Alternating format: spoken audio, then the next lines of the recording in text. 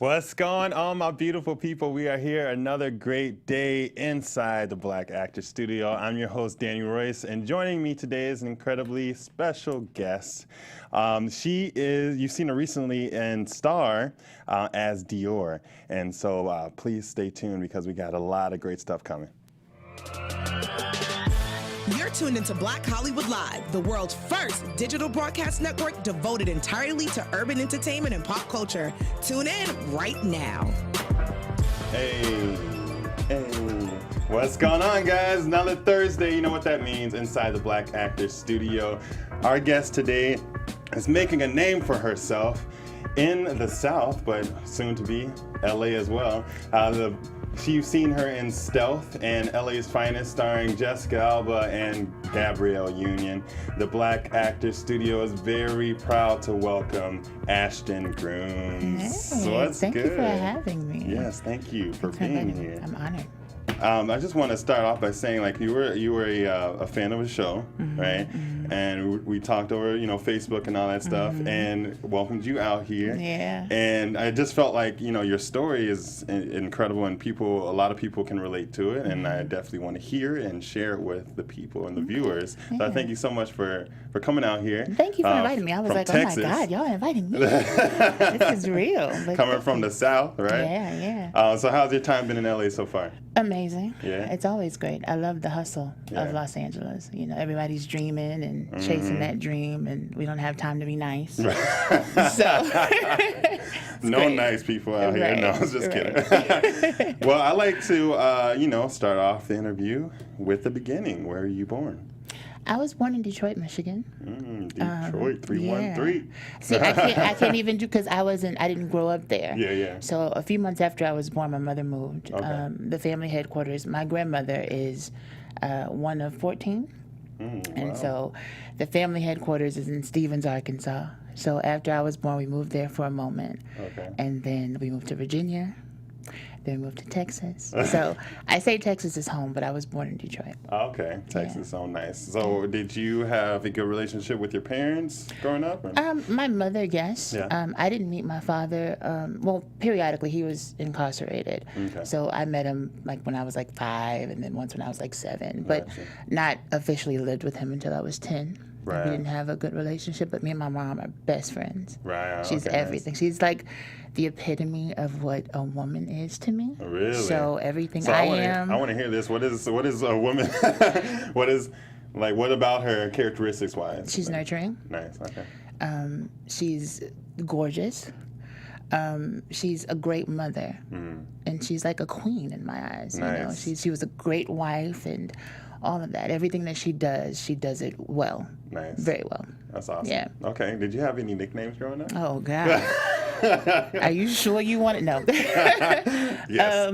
My infamous nickname is Pootie. Pootie? Yeah, it's Pootie. Okay, how did that come about? Do we have to ask that question, Danny? Yes. I was a gassy baby. And so, okay. Yeah. Okay, that Pootie. Okay. There you go. I didn't know if it was like a cute little Pootie Tootie or, okay, it was still, it was still cute.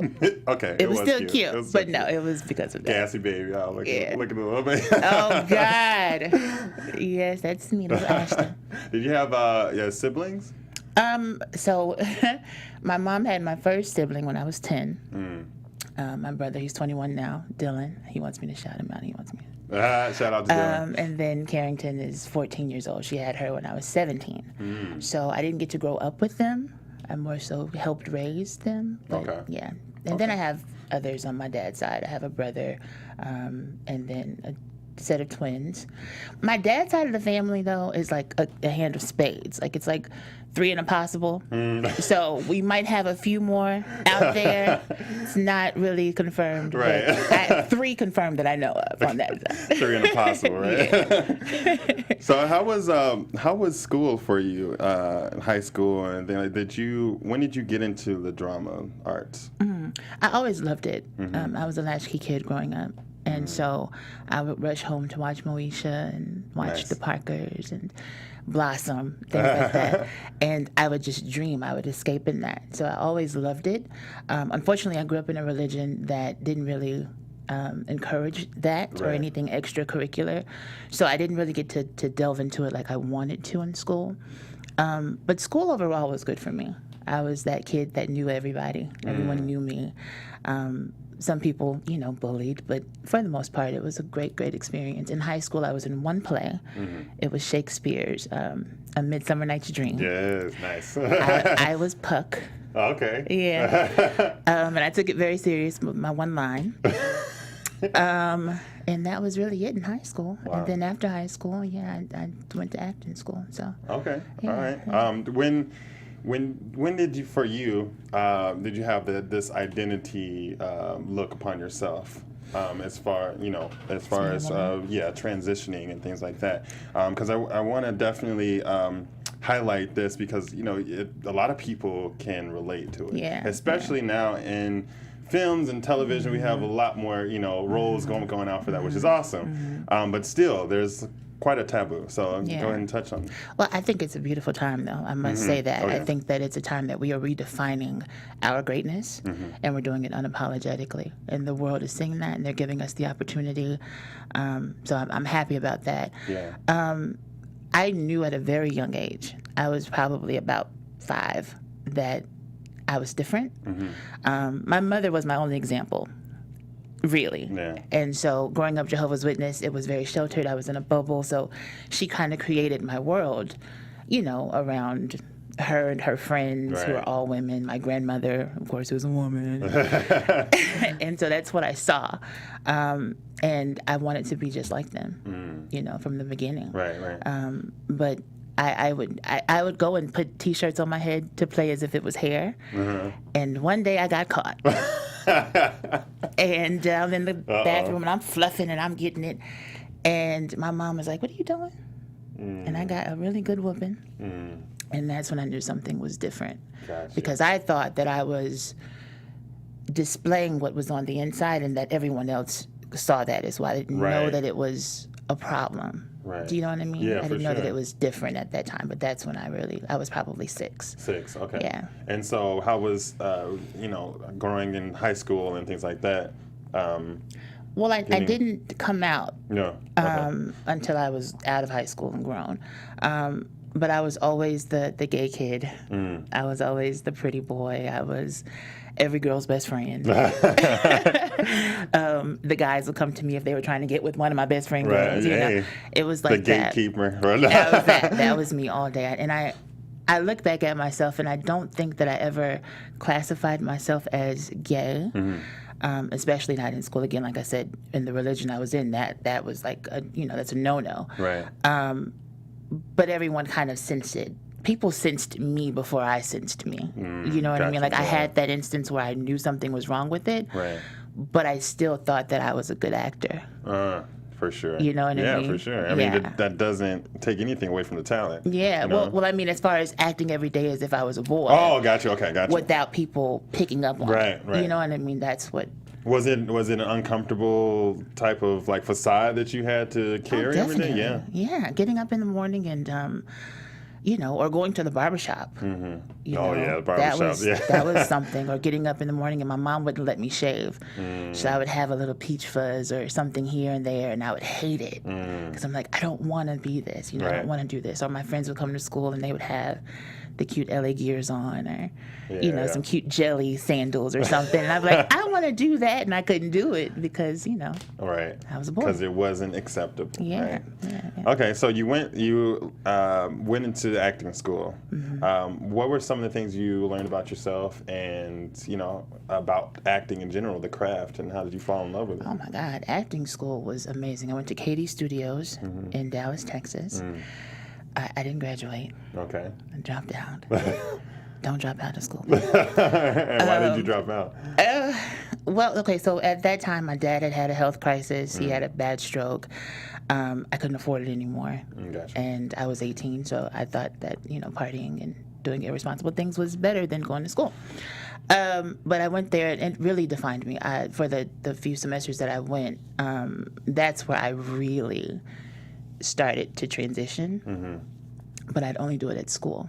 Until one faithful day, my 7-year-old brother was on my laptop, and I had pictures on there. And he helped the coming out process along.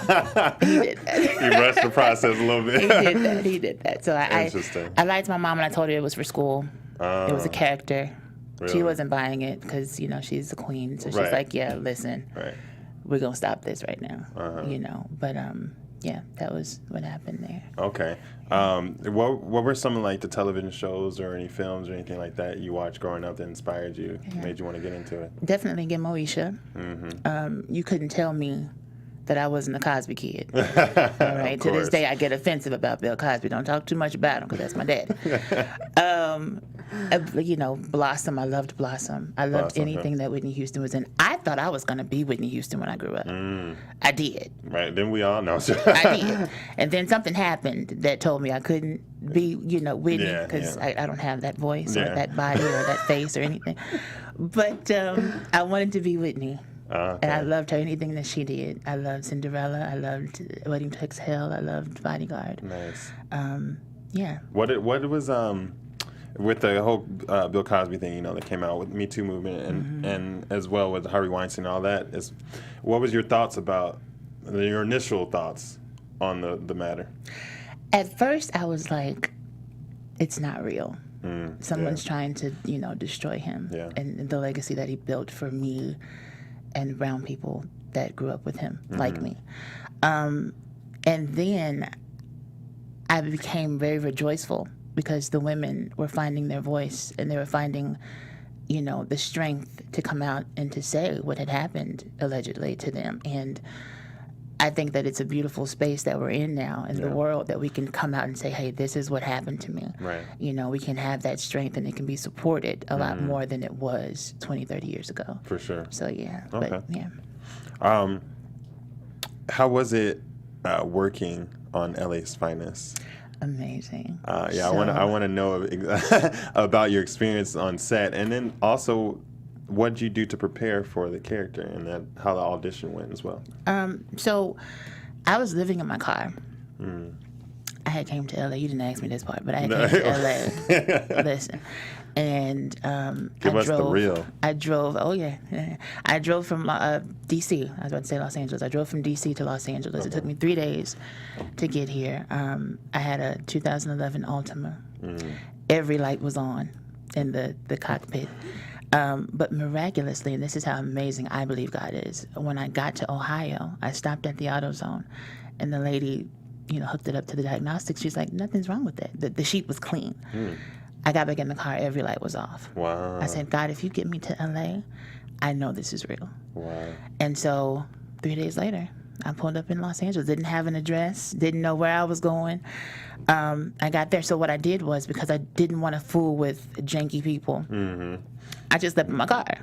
You know what I mean? You know how it is. Yeah, there are plenty. I slept in my car. I reclined my seat every day. I put my blankets up around so I'd have a little privacy, and I made it work. I got an email from my agent, and she said there's a co-starring role for a new show that's starring Jessica Alba and Gabrielle Union. I was like, oh. But at that time, I'm still green, so I'm like, co-starring, so I'm going to be like on the picture, like I'm the star of the show.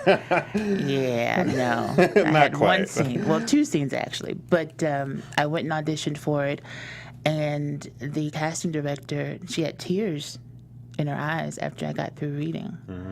And I was like, I don't know if I booked that, but she saw me. Right. And that made a difference for me. That's awesome. I went home that day and I just started crying. Well, not home. I went to my parking space. And I'm just crying because all up until that point, I had done, student films. I had done independent films. I'd done plays, things for free, or little to no money at all. But I loved it so much that it didn't stop me. And then I got that audition. I was like, I don't care what happens at this point. She saw me. Right.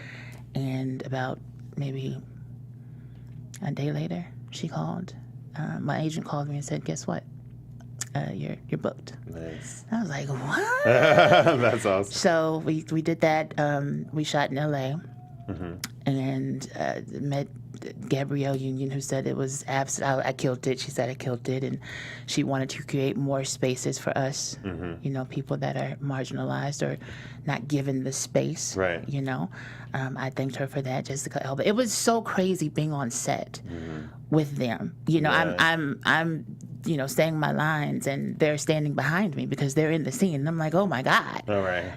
Eyes on me, you know what I mean? Or we're standing up and they're talking and they're looking at me, and I'm like, this is crazy. I know Gabrielle Union from Bring It On. Bring It On. Moesha and everything. She's been on everything. And Jessica Alba is like the most beautiful ever. Right. They're both gorgeous. Right. But I'm like, wow, this is my life. And Gabrielle, actually, she was just with her gay son in the Pride Parade. So I really loved just that. I loved that. And then to have the support of not only his stepmother, but his brother and his father. Mm-hmm.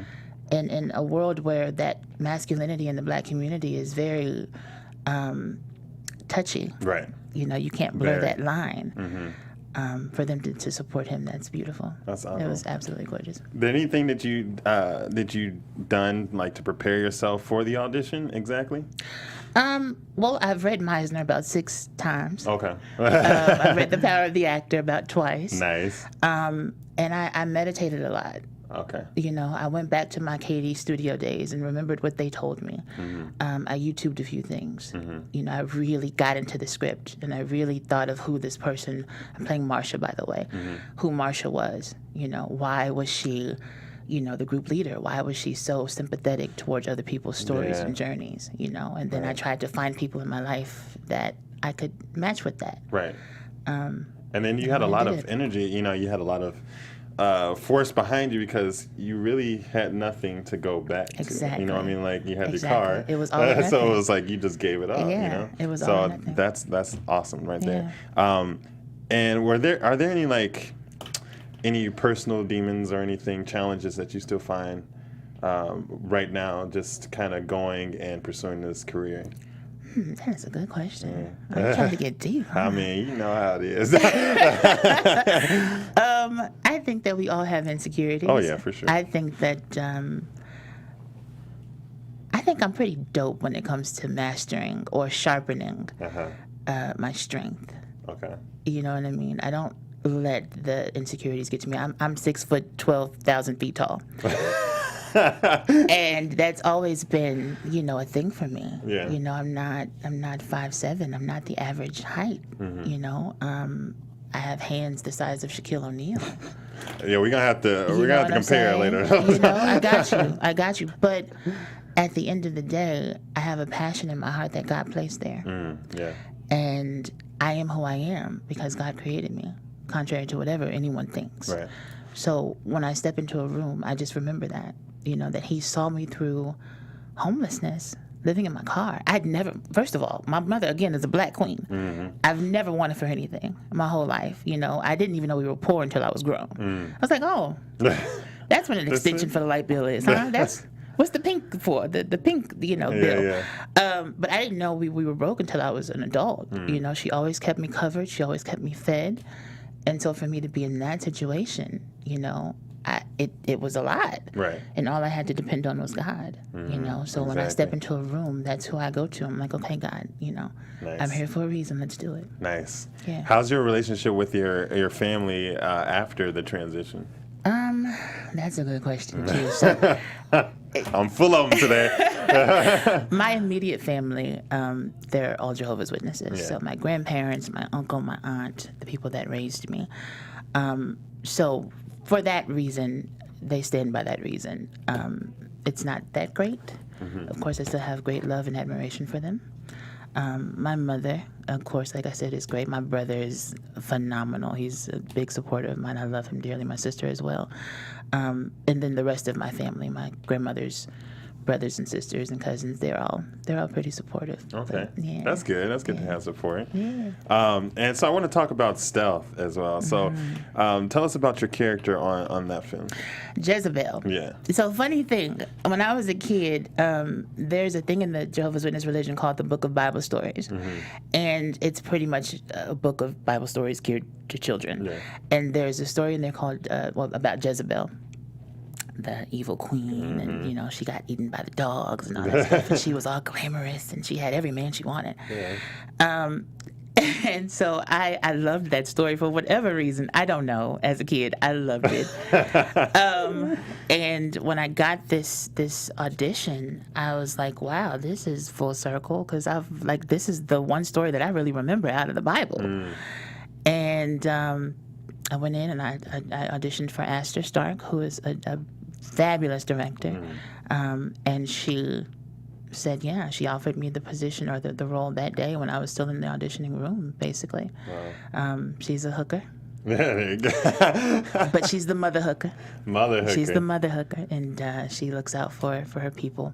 But it's a beautiful love story about a transgender woman who finds love, and we're kind of left in that balance of, does he accept it or not? You know, and I play that supporting thing that kind of gives her the courage to say, be who you are. You know, if he likes you, he's gonna like you, period. Right. And so that role is like pretty close to your heart then, pretty much, right? Definitely. I mean, it's just like playing yourself. Yeah. Almost. Without the whole part, I guess. Well, it depends on what day now, Danny.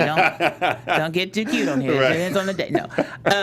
But no, yeah, it was very close to my heart because it's such a beautiful love story. Yeah, and it's something that we don't see a lot. And so for me to play that role and to be, I wasn't as conniving or as evil as a lot of people stereotype, you know, that people in that profession to be. Right. But I was very nurturing. And so that's what I loved about it. Okay. Yeah. Dope. Yeah. What was like one of your favorite moments working with Gabrielle Union? Was there anything she told you? Any gems, any secrets or tips that she gave? Well, so at the end of when we wrapped the show, I was going to my car. Everyone's in the trailers, and I'm just like, oh my God, I want to meet her. So I asked one of the staff members there, and they're like, oh, well, we think she's going to be going home soon, so never mind. He was playing me. Right, of course. And so, excuse me, I'm so sorry. I stood there, and all of a sudden she comes around the corner, and she's like making a beeline. And I'm just like, oh my God, it's Gabrielle Union. What is this guy? Like, what is this? And he's standing behind her laughing. And again, she hugged me so tight.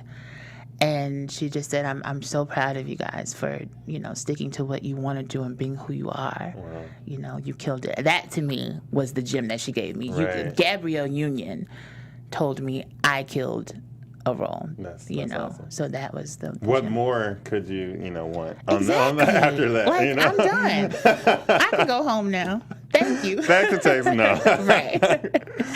Now, I want to get into Star. Yeah. You know, I'm a huge fan of Star and Empire. And I had Leah Daniels Butler on earlier in the season. Yeah. And yes, she's incredible. So tell us about that whole process of how you got casted in the audition. And then I want to talk about your character, Dior. Okay. I was doing some audience work because here in LA you have to do something. And I had booked that whole day, right? So I had an early morning show that I was doing audience work for, and then I had an evening show. So it led me until like 11 p.m. at night. So with that, you can't take your phone. Right. You have to kind of detach from society and the world as you know it, right? Turn your phone off, leave it in the car. So I did that, and when I came out, I mean, I had all these text messages and like voicemails from my agent. And she's like, no, call me right now. So I called her, and she's like, so we have this audition. You've been asked to audition for this role on Star. I had auditioned for Star 3 times prior.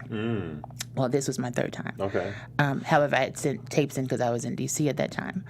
And so I was like, in my mind, I was like, okay, God, what if I don't want to do this again. Yeah. You know, I love the show. It's my dream to be on it. But if I get no again, you got to keep me strong, right? You got to, what should I do? Right. So I went home that night about 12. Well, I went to my parking space at 12. And I looked at the breakdown, and it said a woman who is you know, in that lifestyle of prostituting, a trans woman who is, you know, being saved. And I was like, oh, okay. So she's not gonna be like Right. a hooker. She gonna get saved. She gonna get saved. Not saved in the religion, Right. but and so I was like, okay, well, I'm gonna do it. So I studied. I pulled out every book. I did my work. I had a notebook that was halfway full of just notes and choices that I was gonna make. Nice. So that next day I had to go to Leah Daniels' office and audition for her. I'm in the waiting room, and surprisingly, I wasn't nervous. You're prepared. I wasn't nervous, and I was so tripped out about that because I'm like, something's wrong. I don't have any butterflies, like I'm not nervous. But until they opened the door and they said, Ashton. And I said, oh, God. I got to go to the bathroom. Wait a minute. So I walk in, and there's like, Leah Daniels sitting there, Leah Daniels Butler sitting there, and in all of her glory. And she's like, how are you? And I'm like, I'm grateful.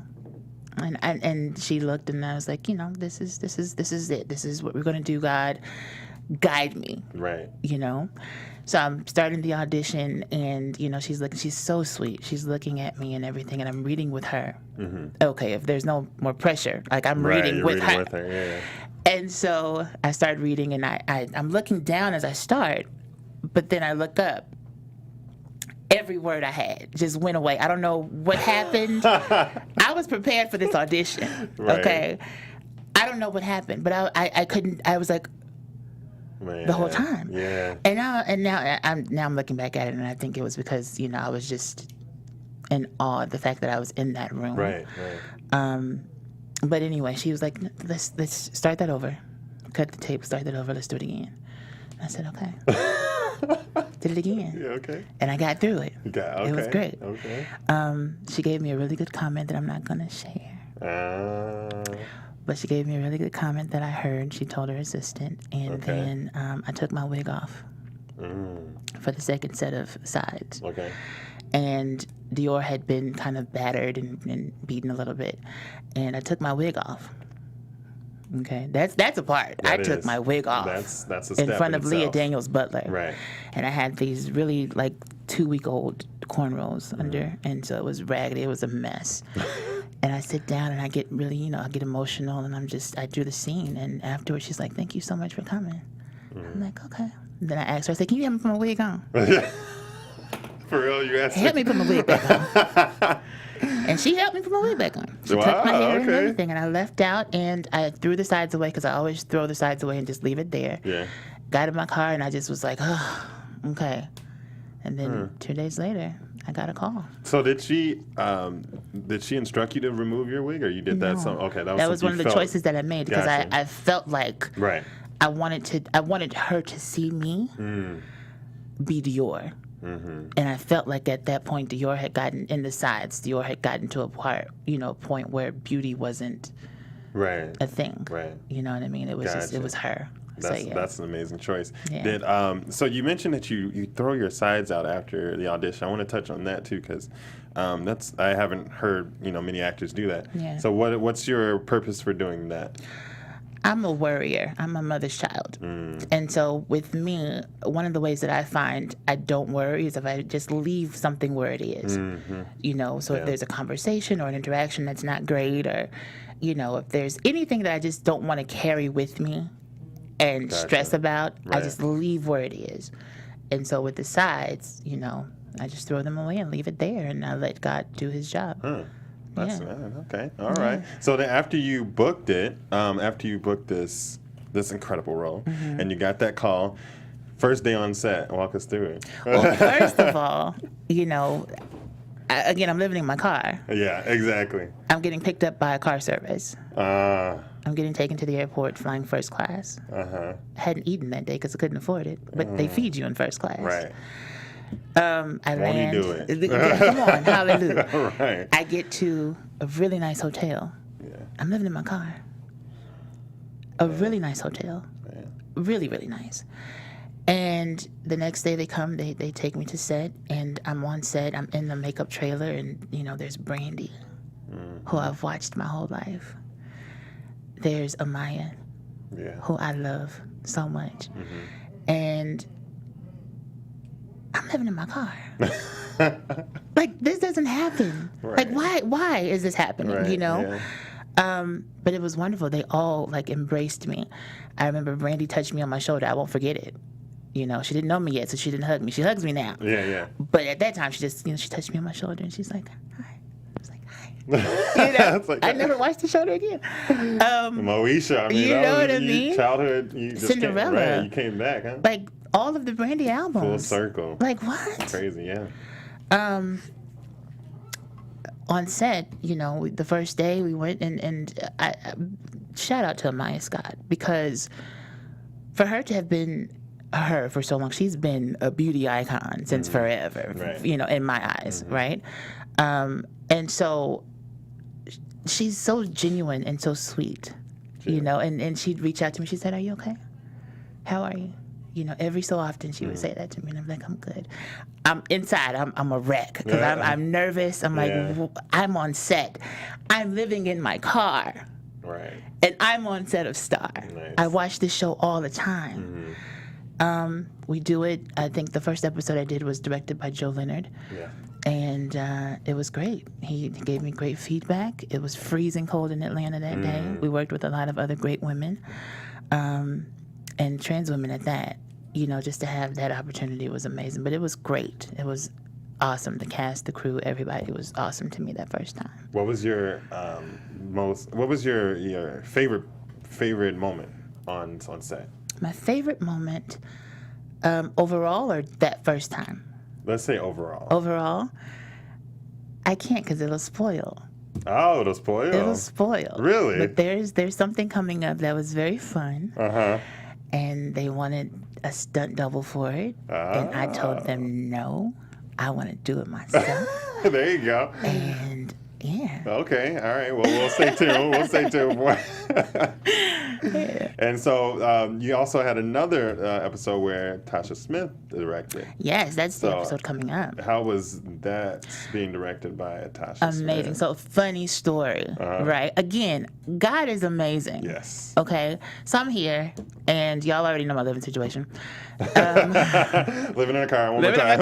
Living in my car. Just want to let you know. So someone told me about this school that's like, pretty cool, and it's local, and a lot of people go there, and it's black, and Tasha Smith owns it.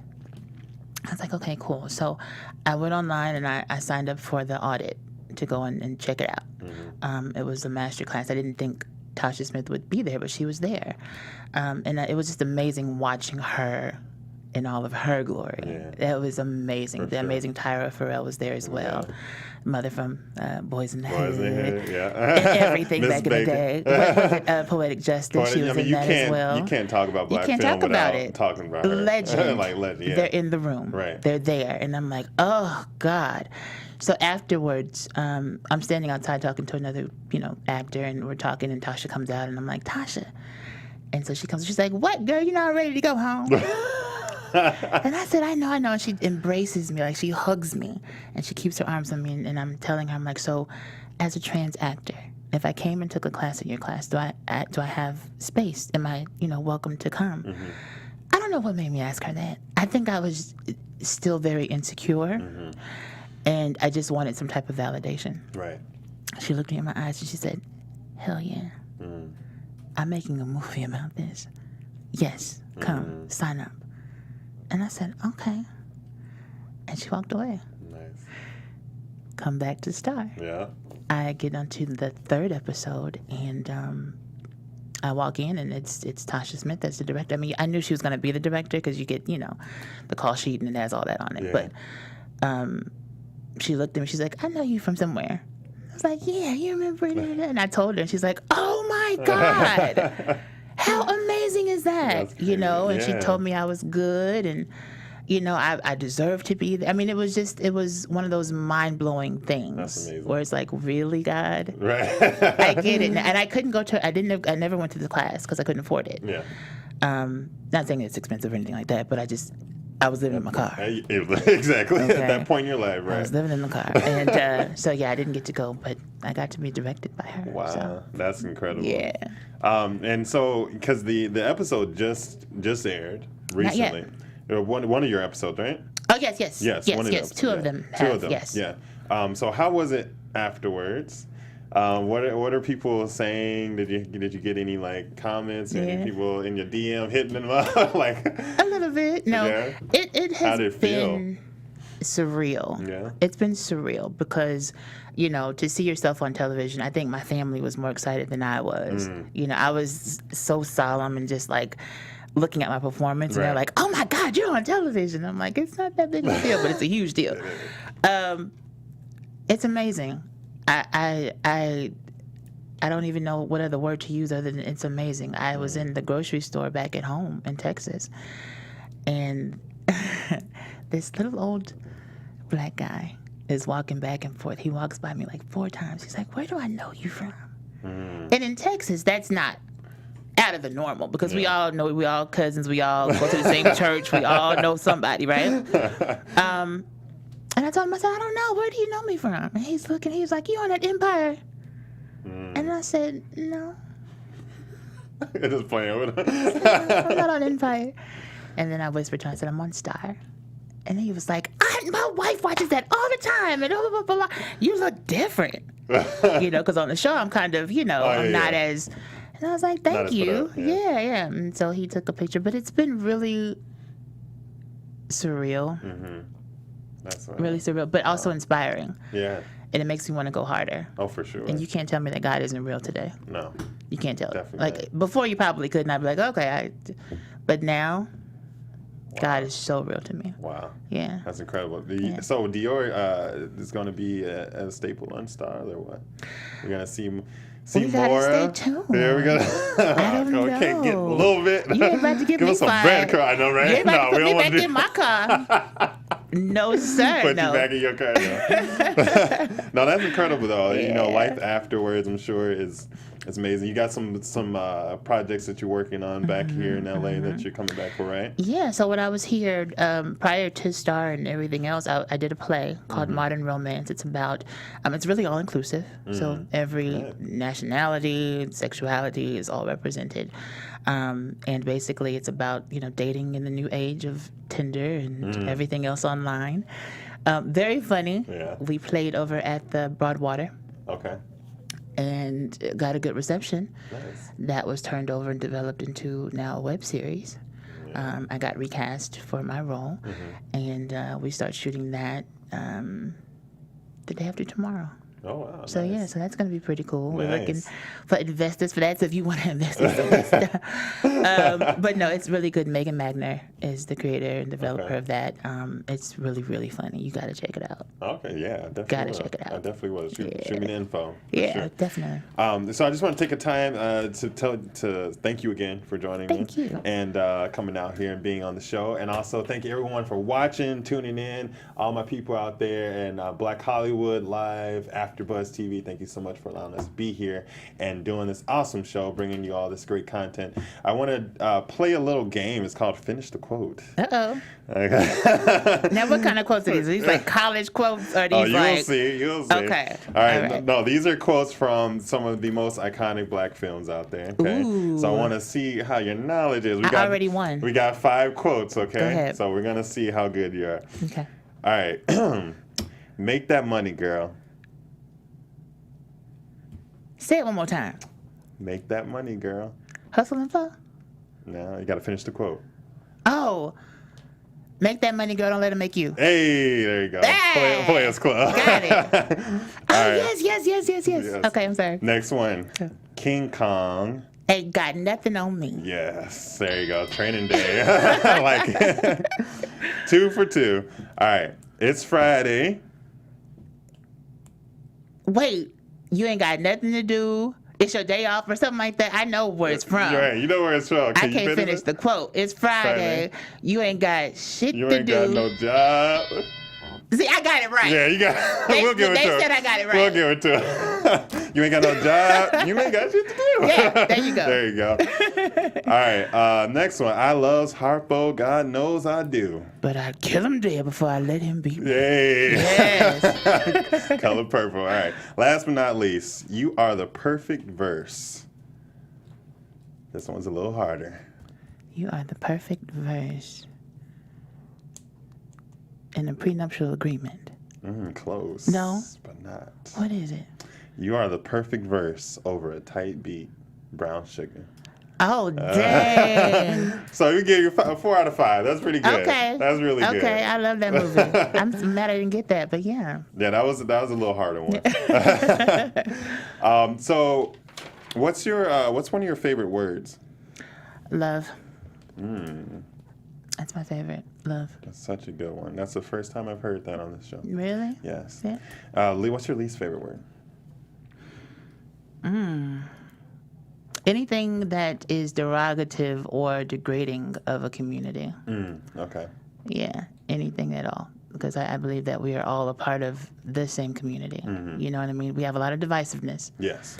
But at the end of the day, we're all the same. And I think that when we get that, the world would be such a better place. When we get that. When we get that. You know what I mean? If you're my brother, I'm your sister, I might be trans, Right. but, we're all in this together. Exactly. I don't want to see you perish. You don't want to see me perish. Right. I hope not. I Right. don't want to see you fail. Right. I regard you as a king.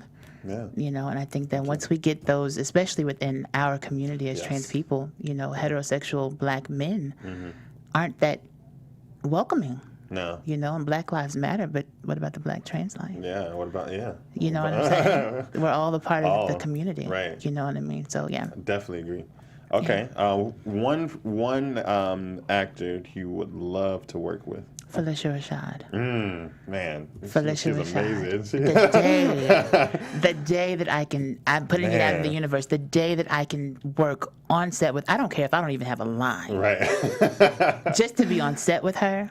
Man, you've seen her on This Is Us. I've Do you watch that? Yes. Yeah, I've seen her in everything. She's amazing. There's Everything a she movie touches. called The Old Settler. It's on YouTube. Old Settler. It's a movie that her and her sister did. Okay. Amazing. Old Settler. Old Settler. It's amazing. Y'all go check it out. Yes, Felicia Rashad. What's a noise that you love?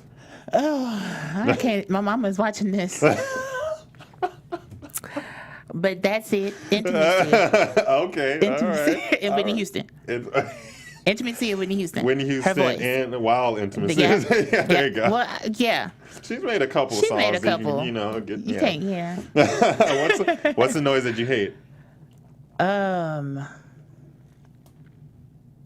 Booze. Booze. I don't like booze. Oh, okay, got you. Booze. Okay. I don't like that. What other profession would you be in if you're not in your own right now? A hairstylist. I'm a beauty school dropout twice. Okay. My mom was a hairstylist. My uncle was a barber growing up. So that was what I thought I was going to be. Right. Who knows? You might have a job at Carlotta's one. We'll see. I mean, we'll see. You said you spoke it into the Put universe. it in the universe, That's right? what I'm gonna say. Dior might have a new job. All right. Last but not least, heaven exists, and you saw God for the first time. What do you want him to say to you?